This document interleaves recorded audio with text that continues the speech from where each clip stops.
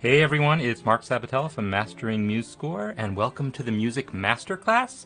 Definitely let me know if things are okay, because my internet went out like 2 minutes before I was time to start, and it was a mad scramble to get everything working again. Hopefully it is. I see people chatting. Let me know if you can hear me. Can you hear me? But yeah, I think things are okay, but if more things go wrong, we'll see. So anyhow, welcome, and yeah, we're going to be talking about rhythm today, mostly, because rhythm is what we're working on in the basic music theory course, and as I have always been explaining when I was first telling you about the theory course, and as I've been talking about throughout the course for those of you who did choose to participate, there's a lot of topics that are basic in that, yeah, we learn them when we first learn about music, when we first learn to read music, when we first learn to play an instrument or sing, and yet getting a little deeper in into these subjects is sometimes there's more to it than you think there's going to be, and rhythm is definitely one of those subjects. So we're not going to, I mean, there's a ton to talk about with respect to rhythm, but I'm going to focus on the things that I still think of as like really important for everyone to be knowing here. So in the actual projects for the course, I gave you some kind of a scavenger hunt to work on. And so I want to talk about this a little bit. Okay, so we're going to first talk about meter a little bit, and then we're going to talk about those patterns, and then I hope to be able to talk about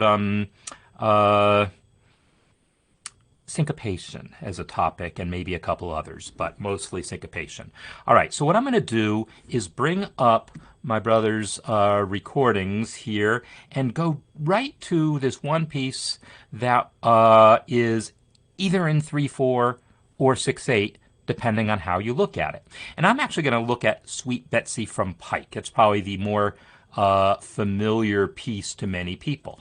So we're going to take a listen to Sweet Betsy from Pike, and let's talk. So people who did listen and already go through this thing. A few people posted comments already. If you haven't posted comments, but you already know what you're going to say, you can feel free and tell me in the chat now. But for everyone else, let's listen to a little bit of this now and talk about it in terms of the meter.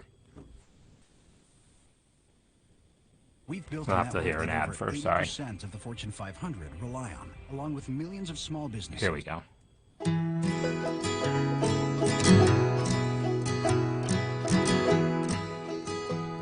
Did you ever hear tell of Sweet Betsy from Pike, who crossed the wide prairies with her lover Ike, with 2 yoke of cattle, 1 spotted hog, a tall Shanghai rooster, and an old yellow dog. All right. So, this was one of the pieces that was mentioned specifically in the comments in terms of, like maybe a question or some ambiguity about the meter.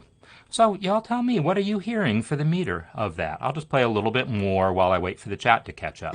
One evening quite early they camped on the Platte and laid down their blankets on a green shady flat. I'm going to make another observation while I see some coming in. I see Victor saying 3/4, and I remember I think Sandra had said 6/8.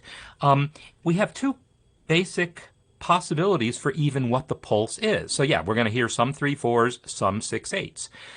If we're hearing it as 3/4, this is how you're hearing it. Those of you who are answering 3/4 are hearing the pulse like this. Where Betsy sore-footed lay down to repose. 1, 2, 3. With 1, 2, 3. 1, 2, on his 3. Pike 1, 2, County 3. roads. 1, 2, 3. Their wagon. Right? That's how you're hearing it. You're hearing those as the beat. Those of you who are hearing 6/8 are hearing something a little different. You're hearing something more like this. Broke down with a terrible crash. 1 And out on the one, prairie and, rolled one, all sorts of trash. And, A one, few little baby clothes one, done up with care. 2. It was rather suspicious, though all on the square. Right? So if you're hearing 6/8, a compound meter, then you're hearing the slow beat as the foreground beat, to use the term that I use in the course. So, and there's not a right or wrong about this. They're both valid ways of looking at this. The comment that I make is it's a very subjective thing, but to me it's kind of about, does it feel fast or does it feel slow? Because boom, boom, boom, boom, boom, boom, that's a relatively fast tempo. That's, it's not that fast, but that would be close to 180, right? Metronome, let me get my metronome out and say, because I want to know what that tempo actually is. And I don't have, I know a lot of drummers who are really good at just knowing a tempo. They can hear it and, oh yeah, that's 172 or whatever. Yeah, that's just shy of 180. It's somewhere in the upper 160s. So yeah, that's the thing. Because those pulses are pretty quick there, it makes me personally not necessarily want to hear it as 3/4. Not that 3/4 can't be fast. There's no rule that says you can't have fast 3/4. But then you want to listen to the song and ask yourself subjectively, does it feel fast? Does it feel fast? If someone were playing drums on that piece, would they be, hitting sticks very often, or would they really just be outlining those big beats there? Those are some of the things that I think about. Does the song kind of get your heart racing tempo-wise? If you were to march to it, would you be trying to take lots of little steps, or would you be taking a few big steps? So often that decision between 3/4 and 6/8 is a subjective one based on how it feels. Whether, in order for it to be 3/4, it's a lot of faster beats. And then you have to ask yourself, is that what it feels like? Does it feel, does it feel like that? Or does it feel dun, dun, dun, dun, dun? Does it feel like that? So, and I think Margie's got a great observation there. If you focus on the voice, dun, it's got some boom, boom, boom, bums, but it's got a lot of long notes in there. It's really the accompaniment that's a little more, constant motion. So this isn't about right and wrong, because I can't tell you what the answer is. It's whatever you want it to be. But I can tell you these are the things to be thinking about. By the way, one other thing that I'm going to talk about while I'm talking about this is conducting. And I don't know, even if I look at my other screen here, if you're going to see how I'm doing it, because it's, potentially mirror imaged. But let me talk a little bit about conducting, just because it's a good thing to know about. Downbeat is 1, and this goes for whether it's instrumental or choral conducting. The downbeat is 1, and then your hand's going to kind of move around side to side depending on the meter. But the important thing is the last thing is the upbeat there. And so question from Stephen is, how did my brother notate it? And the thing is, I don't think he did. He did write out charts for some of this music, right? He did write out charts for some of this music so that he could use it as part of his educational outreach and so forth. But when he and his band recorded this, they just learned this stuff by ear. So I don't know if he did this. And Allison's observing that you can't march to 3/4. And this is basically true. You can. Every once in a while in high school, we did it, and it meant you were offbeat every other measure. And we didn't like it. It was possible, but not fun. So you think of it as 6/8. Any piece like this, you would march slowly, boom, because there's a thing, and this gets back to my conducting patterns. In marching music, the usual convention in the United States, at least, I'd be curious if anyone in other military band traditions in other countries does it differently. Marching is left on 1. Left, right, left, right. So 1, 2, 3, 4. Left, right, left, right, left, right, left, right. So left is 1.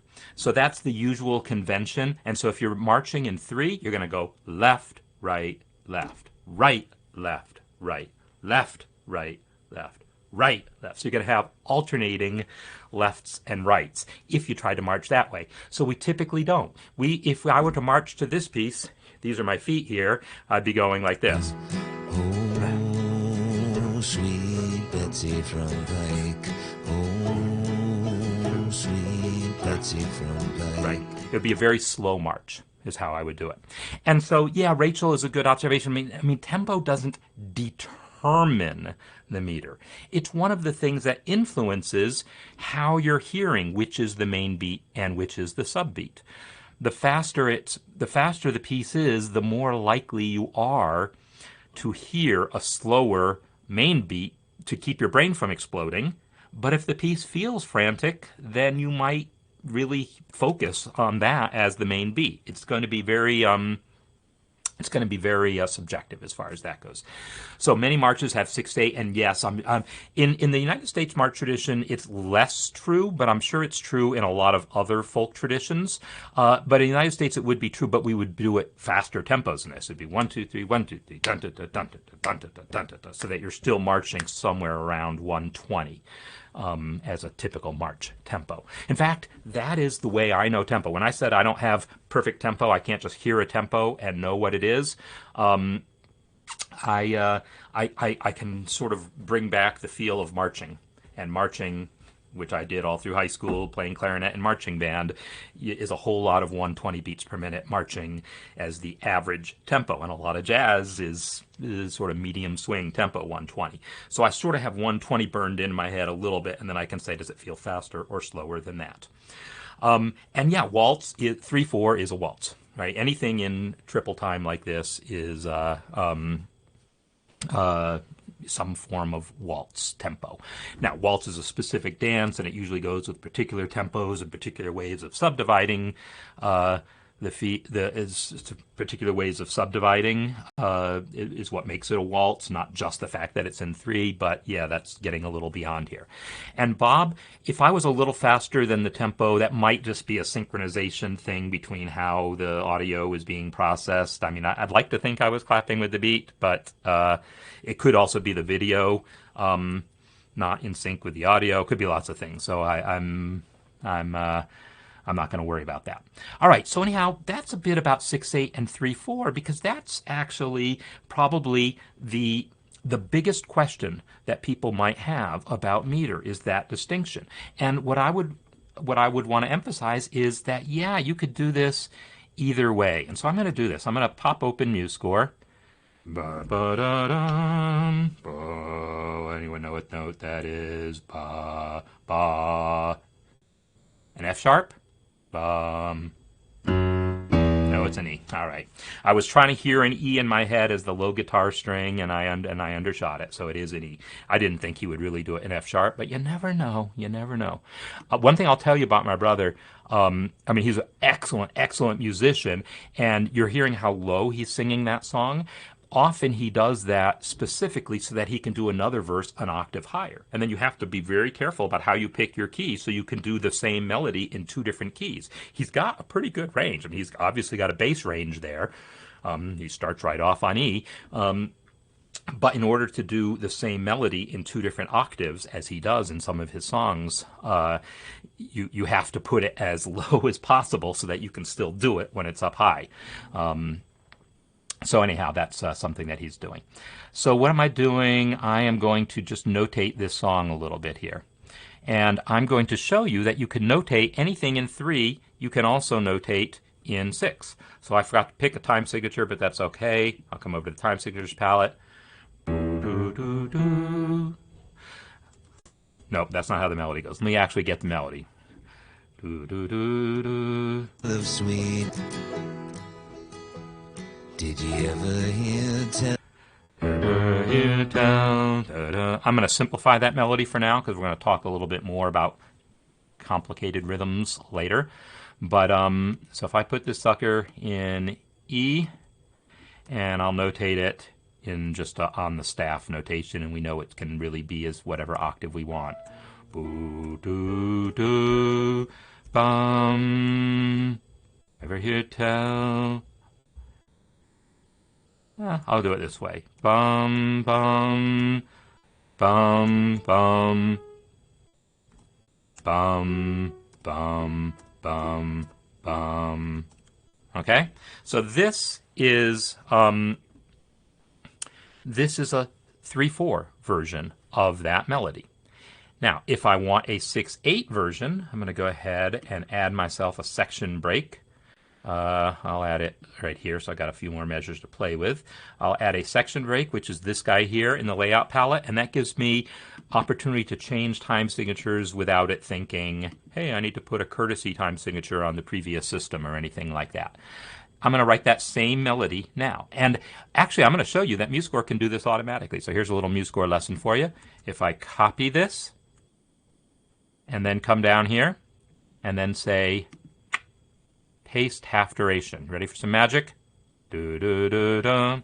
So here is that same melody written in 6/8. So at 3/4, in 3/4, this was like 180. In 6/8, that same thing is going to be quarter note. So this is quarter note is 180. So it takes basically 3 beats. These first 3 beats is 60 per minute, if that makes sense. And that's what I'm going to put in here for my tempo. I'm going to put in this as 60. I'm trying to do meter math here. So when I play these, they should sound the same. And then this version. So these are the same rhythm, right? So anything that you can write in 3, you could write in 6. All the note values will be halved, and anything that you've written in 6, you could write in 3. All the note values will be doubled. And yeah, I don't know. I mean, I think when I was first learning meter, this wasn't obvious to me, and they were just numbers, and I just read what I saw, and, I was taught to read it, and you just went with it. And then you'd get all uptight when you were trying to write something out to realize, oh no, is it in 3 or is it in 6? And then at some point you realize, you know what, it could be either way. And then you just decide what you think makes more sense. And makes more sense is a subjective thing that comes just from experience, which, does other music in this style that you've seen tend to be written in 3, or does it tend to be written in 6? And frankly, the answer is going to depend on which publishers you're looking at when you're reading that music, or which other musicians you're working with, because different musicians will see it different ways. Like, I don't know if we have any Irish folks here, people who are really familiar with Irish folk music, but a lot of that specifically is maybe not this particular tempo, but this type of feel, this type of meter, and a lot of these songs, American folk songs, are really readapted Irish or Scottish or English or Welsh folk songs, right? And some German folk songs and other countries that informed America.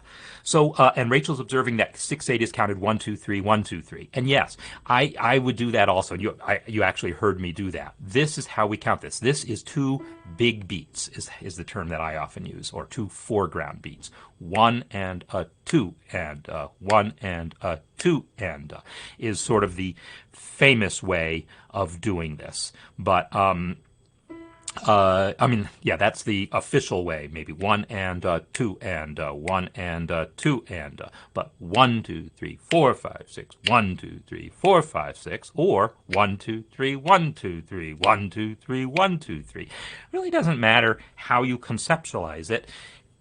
It matters more, how you're, whether you're feeling it in the right way, whether you're, understanding that it's grouped in 3s like that. The syllables you put to it don't matter. I mean, it could be 1, 2, 3, right? It could be German for all I know. So Joanne, I will definitely say, look at that, the meter lessons if you haven't already, and I talk about it there. And then I posted the last lesson that's up for this week in the Basic Music Theory course is called Rhythmic Patterns, and the video that I have that goes with it, I'm only talking about 2/4 and 4/4, basically. Next week, I'll put up the corresponding stuff for 3/4 and 6/8 because it gets more complicated. So I'm not going to get really deep into how this all works in terms of the groupings of these things in 3/4 or 6/8 because that we're going to deal a little bit more next time, right? So now Jim is getting into a more subtle distinction that leads me to my next topic. Jim is talking about this idea of, well, does this be here? I'll put words in your mouth, but I think this is what you're saying here. This B here on beat 2, right? Foreground beat 2 is a secondary beat. It's not as strong, right? This is strong beat, weak beat, strong beat, weak beat, strong beat, weak beat, strong beat, weak beat. Whereas in 3/4, we hear these all as equally strong. Now, realistically, is that literally true? Is it literally true that the downbeats are equally strong? Well, no, I think when we play in 3/4, we might naturally still tend to think in terms of 2-bar phrases. But there's an interesting thing going on in this melody. I hear this as a stronger beat than this. Do do do do do do do do do. Right? You might hear, oh man, Matt's voice is lower than mine now.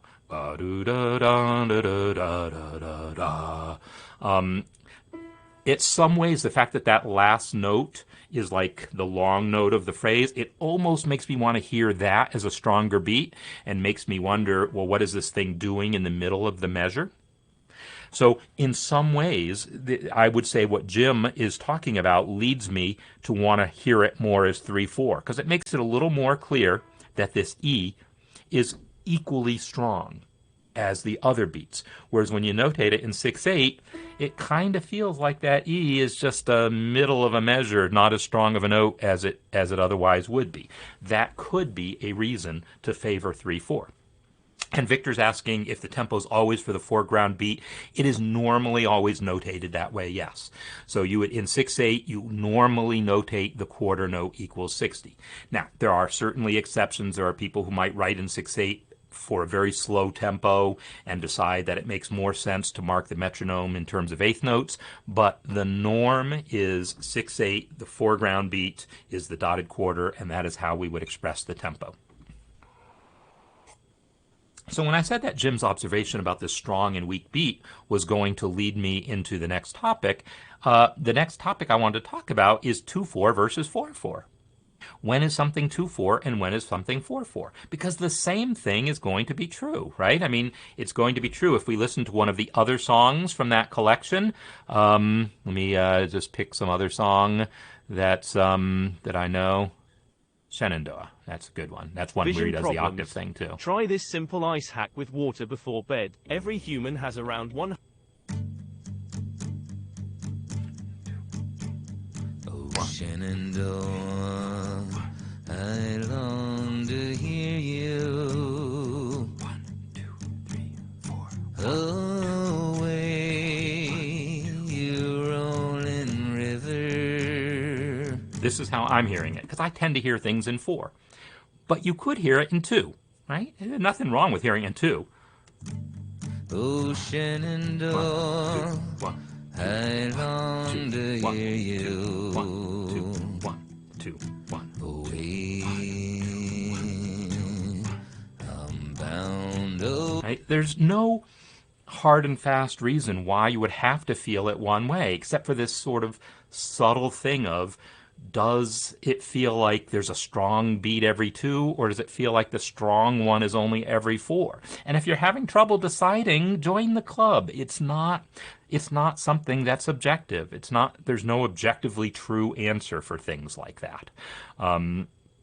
So that's one of the points that I want to make here. The differences exist. There's reasons to choose 2/4 because it'll do things like maybe put important notes on a downbeat, whereas in 4/4, those important notes might end up on beat 3, and you might be like, yeah, it doesn't feel right. But it's subjective. So that would be my observation there. By the way, since I have this piece up, let me just point out that one thing. So here's, you heard the beginning here. There's the octave he starts in, but by the end, wait a minute, takes the whole melody up an octave, right? So in order to get from to that's a 2-octave range. So the first melody octave is from G to G here, but then when he does that other verse, he does it up here, up an octave. Well, there's only certain keys that he can sing 2 octaves in. Most people can't sing 2 octaves at all. So that was, and there's a certain amount of, not exactly screaming, but really forcing that high G out to get it there. But that G is quite comfortable because we heard that he could get the low E below it. So he could have taken that down a little bit, but he wanted the strain of that high G. He wanted it to have that emotional impact of singing a note really at the top of his range. So this is sort of another aspect of what goes on in choosing keys for pieces. We'll talk more about keys in the theory course when we talk about major scales and keys. But since we're listening to music here, and I like to just round out things and talk about different aspects of making music, I will say of everything that I've heard my brother do, or any of my brothers, or me do, Matthew's recording of Shenandoah is absolutely one of my favorite things. It's just gorgeous. I really love this recording. So anyhow, so yeah, that's 4/4 or 2/4, and you're going to make those same decisions about which is the downbeat. Is it Shenandoah, I long to see or hear you, see you, whatever it is? Or is it Shenandoah, I long to see you, or whatever the word is? You get to decide that, which feels like the downbeat. This idea of feeling what the downbeat is going to come back next week when we start talking about transcribing rhythms, right? I just made a quick approximation of these rhythms because I didn't want to get deep into it. Next week, we are going to get deep into transcribing the rhythm from a recording, which is something in a pop or jazz context you're going to do a lot. In a classical context, well, maybe you're not transcribing from recordings, but if you're composing, you're transcribing from recordings in your head, right? You're hearing a rhythm in your head, and then you want to accurately get it out. So this idea of being able to recognize in this melody that you're writing where the downbeat is, that's going to be an important part in notating your own compositions successfully. So now that I've been introducing the subject of 2/4 and 3/4, I'm going to flip over to our other project now, which has to do with rhythmic patterns. And by all means, if you have other questions about meter, by all means, just feel free to ask, and maybe other people can answer, and maybe I'll see and be able to answer as well. But let's talk about these patterns now in this string quartet here, because I want to talk about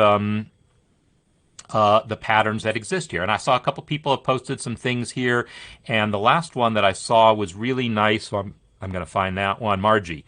So you went through and answered my questions, which is fantastic. Excuse me. I want to talk about these questions. So if you haven't already looked at this piece, because you're either not in the course or because you just didn't get around to it, that's fine. You get to do a quick version of that now. So this is the string quartet in G minor. Let me load it directly into MuseScore because I think I was smart enough to do that ahead of time. I wasn't smart enough to have saved that thing. So let me do that now. Let me download this guy so that I can get at it. My questions had to do with which of these 8 patterns are the ones that you're finding the most often. Which are you finding least often? Why do you think that might be? What does this tell us? There's a lot to know, not just knowing what these 8 patterns are, because I've got the videos on that. I even put the one in the newsletter for people who aren't in the course, or for people who want a really simple explanation of the concept. The version of the patterns that I put in the newsletter is definitely one I would recommend checking out, that video. So we're going to assume that we're familiar with the basic 8 rhythms, and then what I want to do is take a look at these guys. So let's go now to that thing I just downloaded. And what we're going to see is, because this piece is in 2/4, it's going to simplify our process of identifying patterns compared to 4/4. And the reason is in 2/4, as if you went through the handout or the lesson or anything, you'll know that when we're dealing with eighth notes, as this piece primarily is, 2 beats at a time is our basic unit. So even if this piece were written in 4/4, it would still make sense to break up all the beams. Like yesterday, I talked about beaming in the MuseScore Cafe, talked about how eighth notes are usually beamed in groups of 4.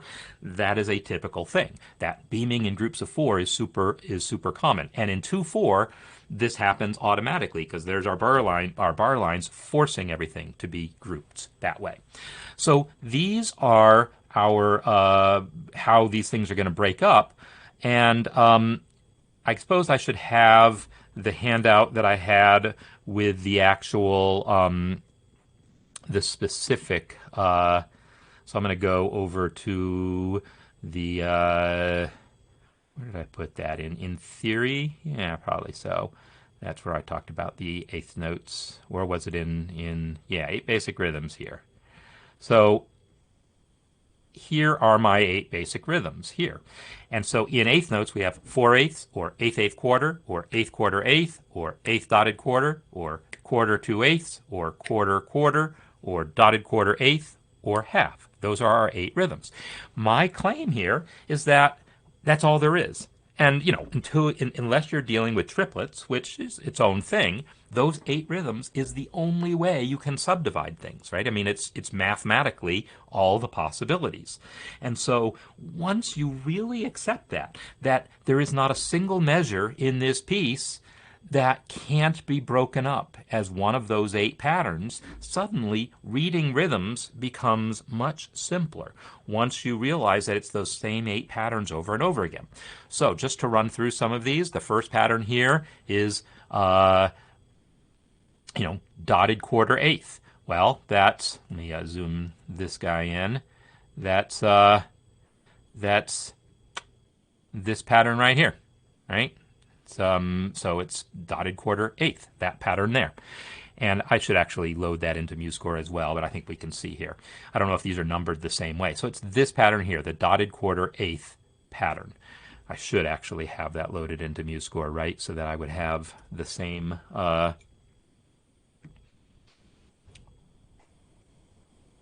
numbering system that you're all looking at. So give me a moment to get that guy going as well. See, these are the things that I would have up already if I hadn't had the internet go down on me right before things started.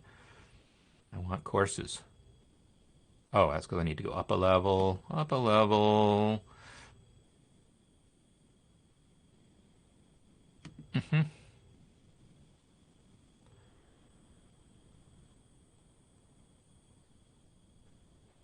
Courses. So this is my organization there. And then basic music theory. And then we'll have rhythmic patterns. Rhythmic patterns. Got 2 different versions here. There's the one I want. Okay, so anyhow, returning then to the string quartet, what my claim is that every single one of these rhythms is one of those 8. And so what we're going to do now is I want us to clap these things out. We're just going to do a simple little exercise of clapping these things out because why not? Is my answer.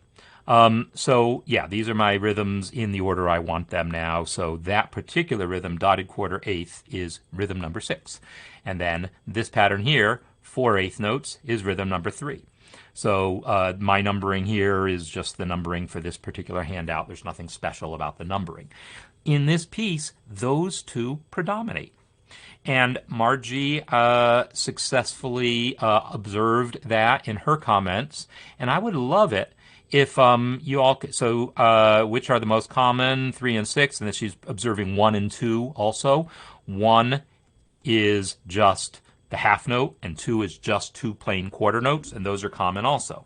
What she's not seeing much of at all are the patterns 5 and 8 are rare, and 4 and 7 she says not at all. I'm a little wondering about that. Is 4, quarter, and 2/8 literally not there at all? That would kind of surprise me. So I'm going to want to make maybe see if anyone else can check on that, and we'll see if we encounter any of these examples of pattern 4 in there. But 7 and 8 are definitely very rare, and 5 here, 2/8 and a quarter, would also be expected to be pretty rare. So my question for you is, given that she's observed that, and I believe that these are true, that they are rare in this piece, why? What is it about pattern 7 and pattern 8 that makes them rare in Haydn? That's my question. They're not rare in all music, but they are rare in Haydn, and not just Haydn. Haydn and all composers of his generation. Haydn and most composers of previous generations, and most composers of the next few generations up until around 1900 or so. There's certain things going on that make patterns 7 and 8 less common than the others. Not less common like totally unheard of. There are examples of it in here.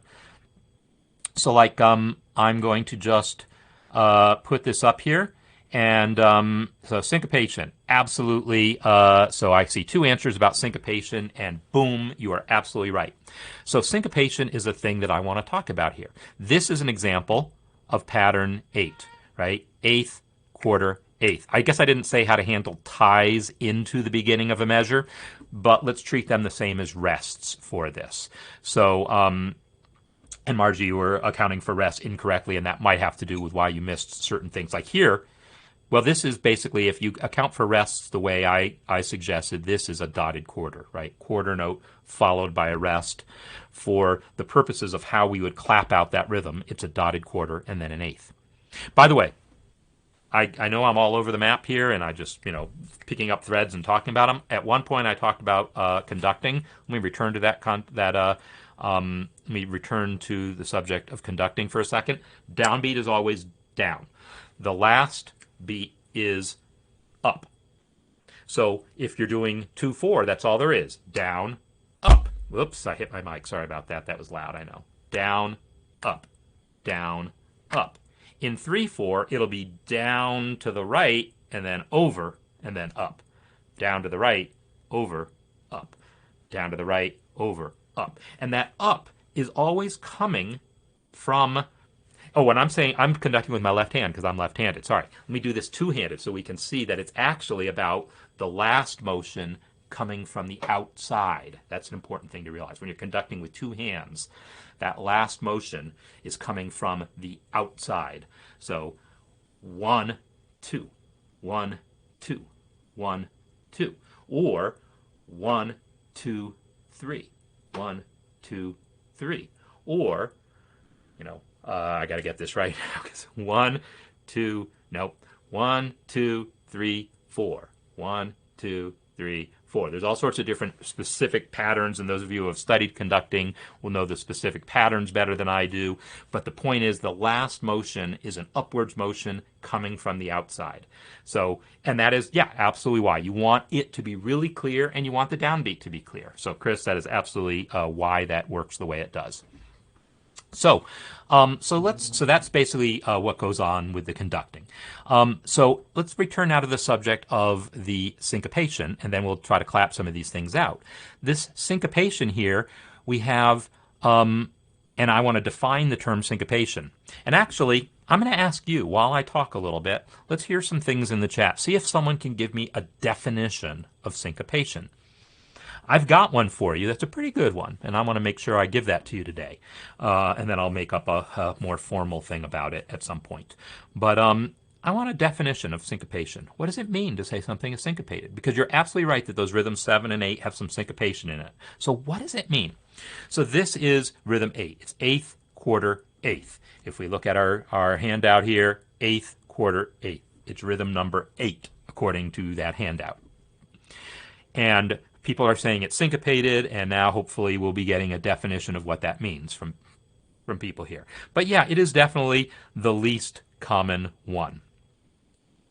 So lands on the upbeat is something, and what we're going to hear, what I expect to hear are true statements that do characterize things about syncopation, and then I'm going to try to give you a really specific one, because lands on is what does that mean to say you've landed on? I think I understand what you mean, and I'm going to try to make that more concrete.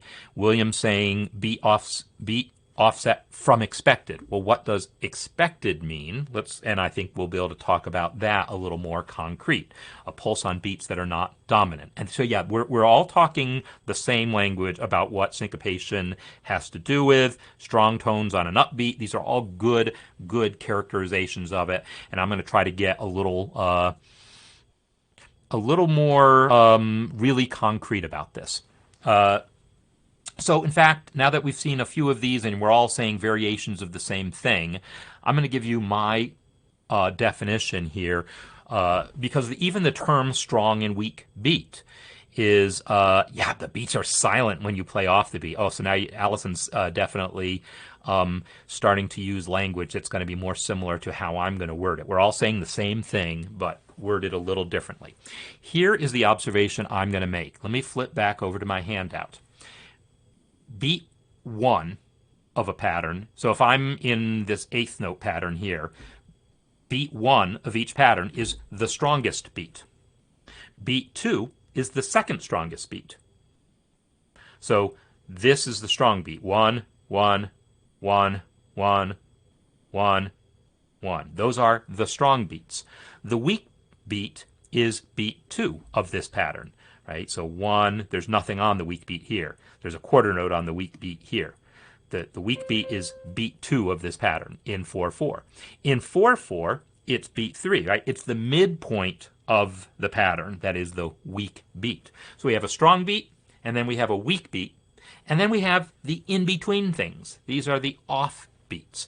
These terms, by the way, are not totally universal, so if they're not totally clicking with you and you've learned them as other terms, like upbeat is another term that is used sometimes for offbeat, but also it's sometimes used to mean the last beat of a measure.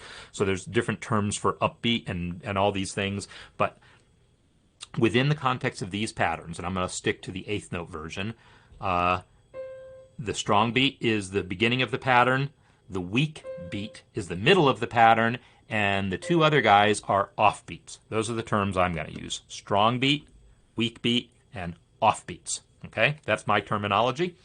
And then what I will say is anytime you have a weak beat not followed by a strong beat, that's a type of syncopation. A weak beat not followed by a strong beat. In other words, not followed by an actual sound on the strong beat.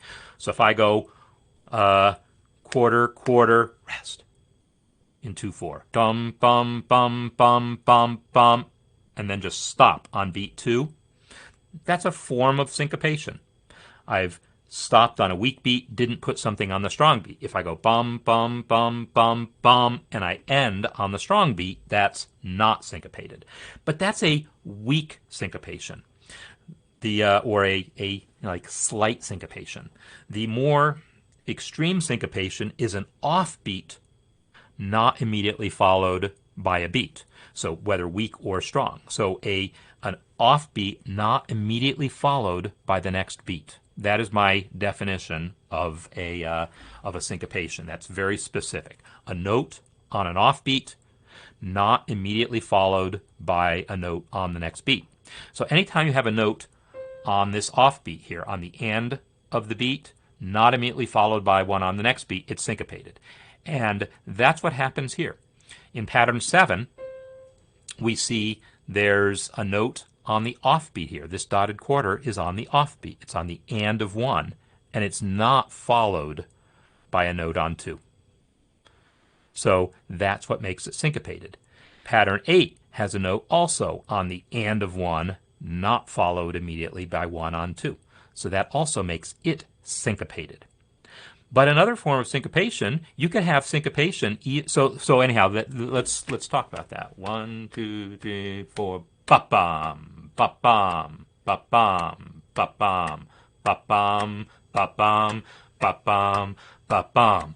All those long notes there are syncopated. because they are on the offbeat and not followed by something on the beat. Ba-ba-bum, ba-ba-bum, ba-ba-bum, ba-ba-bum. That is following that note with one on the beat. So that would make it less syncopated. Similarly, this pattern, ba-bum, ba-ba-bum, ba-ba-bum, ba-ba-bum, ba-ba-bum, ba-ba-bum. I'm just repeating pattern 8 here. That long note in the middle is the syncopation. If I take even just the 4/8 notes and don't follow it by one on the next downbeat, it's also going to be syncopated. So if I go ba ba ba bum, ba ba ba bum, ba ba ba bum, ba ba ba bum. The fact that I did 4/8 notes in a row, they're not syncopated in and of themselves. Most patterns of 4/8 notes, like here we have 4/8 notes, but it's followed by something on the next downbeat. That's not syncopated. However, if we ever see 4/8 notes not followed by something on the next downbeat, that would be syncopated. My guess is that doesn't happen in this piece because, again, yeah, in Haydn, in classical music in general, classical, like the actual classical era as opposed to Baroque or Romantic or whatever, the classical era, we don't see a ton of that type of syncopation. It's not that syncopation doesn't happen at all, but it happens in pretty well-defined ways. There are some pretty good examples of syncopations in here, like that passage right there. Let's just listen to just the violin 2 here. Let's listen to it again.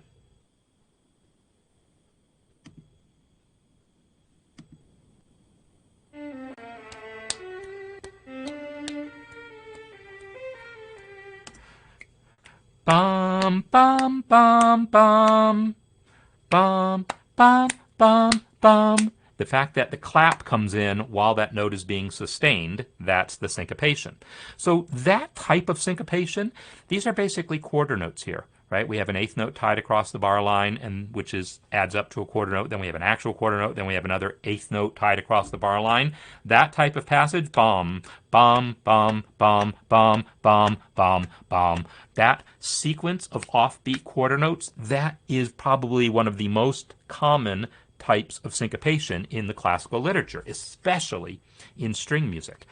Dun dun dun dun dun dun dun dun dun. That's a really common type of accompaniment pattern in the strings. It gives a certain drive to the music to have that sort of syncopated pattern like that. But there's some other more kind of extreme syncopations in here, and I want to call attention to one of those that I would call the Mozart syncopation as soon as I find it. Where's the Mozart syncopation? So the Mozart syncopation is this one. It's a bird, it's a plane, it's a Mozart, ba-da-dum, ba-da-dum, ba-da-dum, that guy. That pattern of bump, bump, 2/8 notes followed by a rest. Hey, here's another one of those 8th quarter, 8th patterns there. But what I was looking for is 2/8 notes followed by a quarter rest. And I remember seeing that pattern in here somewhere, but I'm not going to find it now. But here's a similar version of that. Bump, bump, followed by a rest, right? So 2/8 followed by a rest on the next beat. So all sorts of variations of that pattern. So he's using that pattern. So that piece that I mentioned, right, that's Mozart Symphony 39, 40, whatever it is. Ba-da-dum, ba-da-dum, ba-da-dum, bum, ba-da-dum, ba-da-dum, ba-da-dum. So that syncopation, it's a nice little bit of surprise in a piece, but not surprise like, oh my God, frogs are falling from the sky, but surprise like, a surprise birthday party where it's your birthday and you probably knew it was coming anyhow, but it's still a fun surprise. Right? So Bob's question about so I'm not sure exactly what you mean by this in that sense, because of course, your comment is out of sync with what I'm talking about. So maybe you could be a little more specific. But no, I mean, recognizing that what you hear sounds syncopated helps you then recognize, well, this is how I'm going to notate the thing. This is how I'm going to notate it. It sounds syncopated, so it's one of those syncopated patterns. So learning to recognize the sound of syncopation is a big part of this. And so Dawn is has the dictionary definition there, which is, also another way of saying it. I like the reason I like my way is it's so darn specific. I give you a definition of a strong beat, I give you a definition of weak beat, I give you a definition of offbeat, and then I say a note on an offbeat not immediately followed by a note on the beat. So either strong or weak. And then secondarily, a note on a weak beat, not immediately followed by one on a strong beat. There's another version of it. So it's specific. It's everyone is saying the exact same thing, but I like my way of putting it as being very specific. And does ska use a lot of syncopation? And yeah, it absolutely does. So syncopation, let's talk about syncopation. And Chris mentioned Scott Joplin. Scott Joplin is, a ragtime composer, and ragged time is it's a sort of a short version of saying ragged time, and it's specifically referring to syncopation. So boo boo bum boo bum boo bum. Listen to all those places where there's a note coming in on an offbeat, and then my snap happens while the note sustains. Boo boo bum, right? Boom, bum. That C is on the offbeat, off, and then the downbeat comes while that note sustains. So it's a note on an offbeat, not immediately followed by one on the beat. So that use of syncopation isn't just the occasional thing like it's a bird, it's playing, it's a Mozart. That passage is like 8 bars long, and it just has those 2 syncopations. But if you look at Scott Joplin music, in the course of 8 bars, you're probably going to have like 10 or 12 syncopations. So ragtime music is really the first form of Western music to use syncopation that heavily. And when I say Western music, I mean, well, because it's all over African music. It's all over a lot of indigenous musics of different cultures, but it's not so much a part of the Western classical tradition, except in those like well-defined places where Mozart does that little thing or whatever. So when Scott Joplin says, hey, I'm just going to put in syncopation everywhere, I'm going to use syncopation all over the place, this is where you get into ragtime, which then influences jazz, which then influences, rock and all the other styles. And ska, coming from an island tradition that's influenced also by African music as well as jazz and so forth, then you end up with a lot of these same uses of syncopation, for sure. Oh, Steinhardt. Excellent. Clave pattern. Perfect. I'm just going to talk about that briefly. So when I'm talking about these island patterns, perfect timing. One of the really common ones, and we'll see this more when I talk about rhythmic notation next time. You can bring it up again then. But there's a really common pattern that underlies a lot of Afro-Cuban music called the clave pattern. It goes like this. Bum, bum, bum, bum, bum, bum, bum, bum, bum, bum. Or flipped around. Bum, bum, bum, bum, bum, bum, bum, bum, bum, bum. I'm just clapping. I should do it this way. 1. Bum, bum, bum, bum, bum. 1. Bum, bum, bum, bum, bum. That bum, bum, bum has syncopation built into it. 1, 2, and 4. 1, and 4. 1, and 4. It has a note on 1, a note on the end of 2, and a note on 4.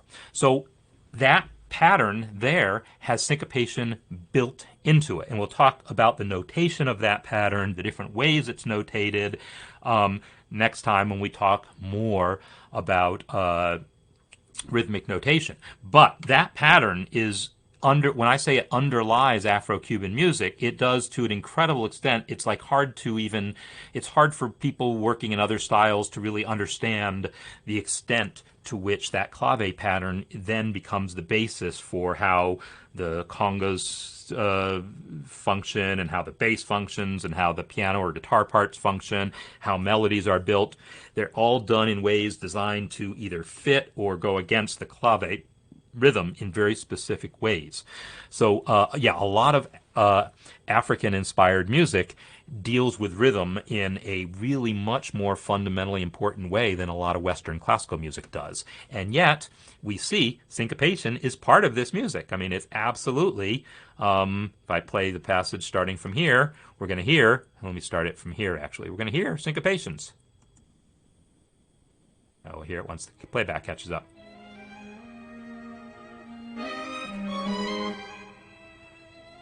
That boo-da, right? It was, he even marks it like a sudden forte. It's like, surprise, do-da, like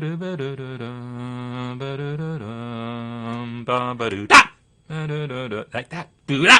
That's meant to be a gotcha there, right? It's meant to be a thing. And so by not only syncopating it, but also putting that forte marking on it, that's that whole, like, really getting the most out of a small amount of syncopation. There's not a lot of syncopation in this piece, but where he uses it is extremely effective.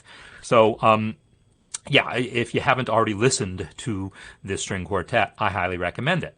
So the last thing I want to do before we go away is just what I said. Let's actually, I want to focus on, let's focus on the, you pick your own part. I don't care which part you pick. I'm going to clap out the second violin part, okay? So I'm going to count, and then I want you to take one of these parts, and you can either sing it or clap it. But I'm going to clap it, because I don't want to worry about pitch right now. So we're just going to take these first couple measures here, first couple systems here, and read this thing, all right? Fourth phrase in Ode to Joy. Yes, Stephen, that's a good example of that weaker form of syncopation. Oh, I'm so glad you mentioned that, because that one gets me, and it gets everyone every time, right? So we have ba da da da da da da da da da da da da bam. That note on beat 4 tied over the bar line. It's not, there's no off beats, but it's a note on a weak beat. It's that fourth part of the pattern. It's the weak beat. I guess it's an offbeat in that sense, right? But it's comes in on the fourth part of the pattern. So it's, even though it's a beat as far as 4/4 is concerned, maybe it's written in 2/2, I don't even know. But it's a note on that fourth part of the pattern, not followed by 1-on-1. And yeah, it's a obvious example of syncopation in Beethoven. All right. So yeah, let's just clap this thing out. If we so I'm going to count to 2, and then we're going to clap it. I'm going to pick violin 2 because it looks the most rhythmically interesting to me because it's got that syncopation. So I'm going to count 1, 2, 1, 2. I'm going to give you 2 bars of 2, and then you're going to clap out whichever of these patterns you feel like. Okay? So let's see. I'm going to actually just make this a bit bigger. We're going to go to the Publish tab and zoom in a bit more, so we can see it a little bigger. All right.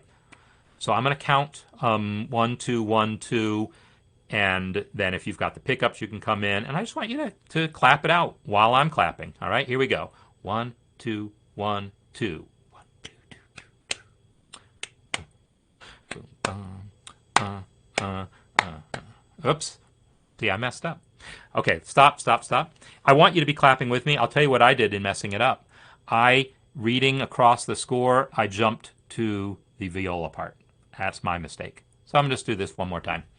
1, 2, 1, 2, 1.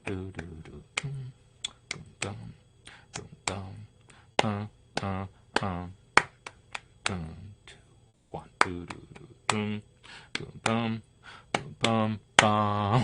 And here's another one of those syncopations. It's a weak beat. It's not an off beat, but it's a weak beat tied across the bar. So we get another little syncopation there. Anyhow, reading rhythms is something that, as we learn the rules for rhythmic notation and how the patterns play into this, you're going to see your ability to read improve. And I'm going to challenge people to start practicing reading rhythms, and we'll put some exercises up. If you all have your favorite exercises, go ahead and post them in the community so we can get some exercises to practice reading with. But I'm going to recommend this as a rhythmic exercise to read. It's not super difficult, but it's not super simple either. It's a good somewhere in between example of rhythms to read, and I want you to practice them. Take each part one by one and try to read the rhythms. Don't worry about pitch, because then that's one more thing to worry about. Just get the rhythms in there. All right? And so anyhow, I will welcome further observations on the questions I asked about this piece, or further questions that you might have about this, or anything having to do it. Go ahead, post in the spaces for the course, for those of you who are in the course. And otherwise, I will see you all next time. All right. So yeah, we just dealt with a lot of different topics dealing with the subject of rhythm, and have still only barely scratched the surface. But that is my point, to say there is a lot to the subject of rhythm, and we'll cover what we can.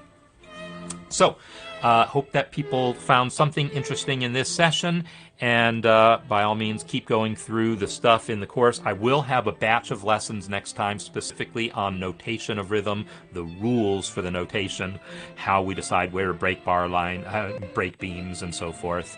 So that'll be the next batch of lessons, and there'll be a project to go with it, and we're going to get our ears involved more, transcribing rhythms and writing them out and so forth. So, thanks again, everyone, and I will see you next time.